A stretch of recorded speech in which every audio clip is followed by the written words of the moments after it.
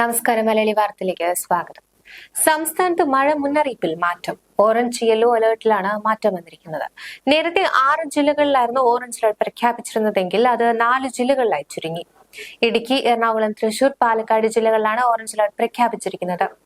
മലപ്പുറം, കോഴിക്കോട്, വയനാട്, കണ്ണൂർ, കാസർഗോഡ് ജില്ലകളിൽ red alert തുടരും. നേരത്തെ പത്തനംതിട്ട, കോട്ടയം ജില്ലകളിൽ ഓറഞ്ച് അലേർട്ടായിരുന്നു. അത് യെല്ലോ അലേർട്ട് ആയിട്ടുണ്ട്. തിരുവനന്തപുരം, കൊല്ലം, ആലപ്പുഴ ജില്ലകളിലും യെല്ലോ അലേർട്ട് തുടരും. നാളെ സംസ്ഥാനത്ത് 2 ജില്ലകളിൽ ഓറഞ്ച് അലേർട്ടും 8 ജില്ലകളിൽ യെല്ലോ അലേർട്ടുമാണ്. കണ്ണൂർ, കാസർഗോഡ് ജില്ലകളിലാണ് നാളെ ഓറഞ്ച് അലേർട്ട് ഉള്ളത്. ആലപ്പുഴ, ഇടുക്കി, എറണാകുളം, തൃശൂർ, പാലക്കാട്, മലപ്പുറം, കോഴിക്കോട്, വയനാട് ജില്ലകളിൽ ഓറഞ്ച് അലേർട്ടാണ്. ബുധനാഴ്ച മുതൽ മഴ കുറയുമെന്ന് കാലാവസ്ഥാ വകുപ്പ് പറയുന്നു. ബുധനാഴ്ച റെഡ്, ഓറഞ്ച് അലേർട്ടുകളില്ല. 7 ജില്ലകളിൽ യെല്ലോ അലേർട്ട് മാത്രമാണുള്ളത്. ആലപ്പുഴ, എറണാകുളം, തൃശൂർ, മലപ്പുറം, കോഴിക്കോട്, കണ്ണൂർ, കാസർഗോഡ് ജില്ലകളിലായാണ് യെല്ലോ അലേർട്ട് ഉള്ളത്. വ്യാഴം, വെള്ളി ദിവസങ്ങളിൽ മഴ മുന്നറിയിപ്പില്ല.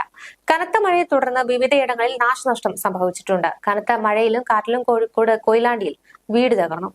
ബഷീർ എന്നയാളുടെ വീടാണ് ഭാഗികമായി തകർത്തത്. ആർക്കും പരിക്കില്ല. ശക്തമായ മഴയിൽ കാസർഗോഡ് നീലേശ്വരത്ത് 60 വീടുകളിലാണ് വെള്ളം കയറിയത്.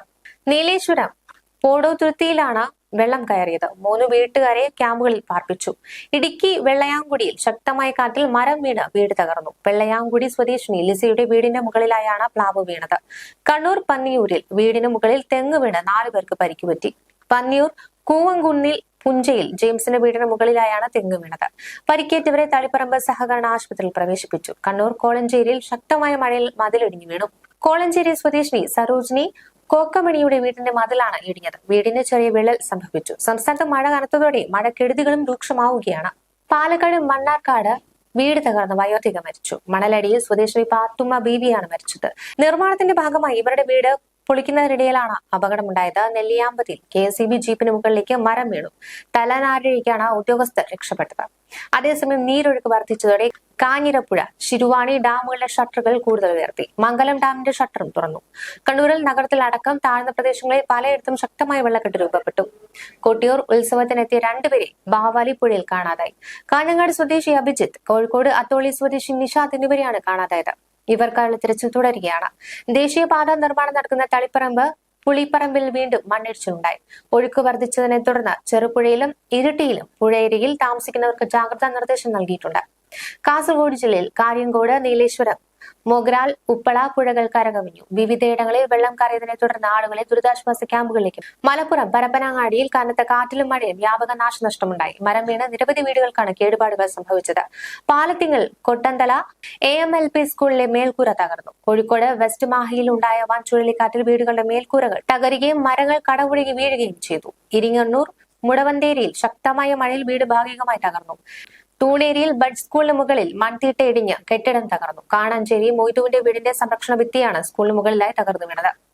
ആലപ്പുഴയിൽ കടലിൽ വീണ വിദ്യാർത്ഥിയുടെ മൃതദേഹം കണ്ടെത്തി. ആലപ്പുഴ സ്വദേശി ഡോണിന്റെ മൃതദേഹമാണ് പുലർച്ചെയോടെ പുറക്കാട് തീരത്ത് അടിഞ്ഞത്. കുട്ടനാട്ടിൽ കനത്ത മഴയിൽ താഴ്ന്ന പ്രദേശങ്ങളിൽ വെള്ളക്കെട്ട് രൂപപ്പെട്ടു. പത്തനംതിട്ടയിൽ ശക്തമായ കാറ്റിൽ വീടിന് മുകളിലേക്ക് മരം വീണ് ഗ്രഹനാഥനും കുടുംബത്തിനും പരിക്കേറ്റു. മലയാളപ്പുഴ താഴം ശ്യാം നിവാസിൽ കൃഷ്ണൻ നായർക്കും കുടുംബത്തിനുമാണ് പരിക്കേറ്റത്.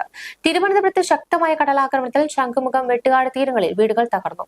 തീരവും ജീവനും സംരക്ഷിക്കുവാൻ കല്ലുകൾ പാകി തടയണ കെട്ടണമെന്നാണ് മത്സ്യത്തൊഴിലാളികളുടെ ആവശ്യം. ഇടുക്കി ചെമ്മണ്ണാറിൽ ശക്തമായ മഴയിൽ കവുങ്ങ് വീടിന് മുകളിലേക്ക് വീണ 3 വയസ്സുകാരന് ഗുരുതര പരിക്കേറ്റു. ചെമ്മണ്ണാർ സനീഷിന്റെ മകൻ ക്രിസ്റ്റിക്കാണ് പരിക്കേറ്റത്. തച്ചപ്പിള്ളിയിൽ ഓമനക്കുട്ടിന്റെയും വീടിന്റെയും സംരക്ഷണ ഭിത്തി മഴയിൽ ഇടിഞ്ഞു വീണു. ചിന്നക്കനാൽ ബിയാൽ റാമിൽ ശക്തമായ കാറ്റിൽ മരങ്ങൾ ഒടിഞ്ഞു വീണ് 10ഓളം വൈദ്യുതി പോസ്റ്റുകൾ തകർന്നു. വെള്ളയാംകുടിയിൽ ലിസയുടെ വീടിന് മുകളിൽ മരം വീണ് വീട് ഭാഗികമായി തകർന്നു. മുലമറ്റം വാഗൺ മരം ഒടിഞ്ഞു വീണ് ഗതാഗതം തടസ്സപ്പെട്ടു. തലസ്ഥാനത്തിന്റെ മലയോര മേഖലയിൽ മഴയിലും കാറ്റിലും മരം വീണു. പൊന്മുടിയിലും ബോണക്കാടും മരം കടപുഴകി റോഡിലേക്ക് വീണ് ഗതാഗതം തടസ്സപ്പെട്ടു. പുലർച്ചെയുണ്ടായ കനത്ത കാറ്റിലും മഴയിലും പൊന്മുടി 6ാം വളവിലും ബോണക്കാടിന് സമീപവുമായാണ് മരം കടപുഴകി റോഡിലേക്ക് വീണത്. ഗതാഗതം തടസ്സമുണ്ടായതോടെ പ്രദേശവാസികളെ അറിയിച്ചതിനെ തുടർന്ന് വിതുരയിൽ നിന്നും ഫയർഫോഴ്സ് സംഘം സ്ഥലത്തെത്തി മരങ്ങൾ മുറിച്ചുമാറ്റി ഗതാഗതം പുനഃസ്ഥാപിച്ചു.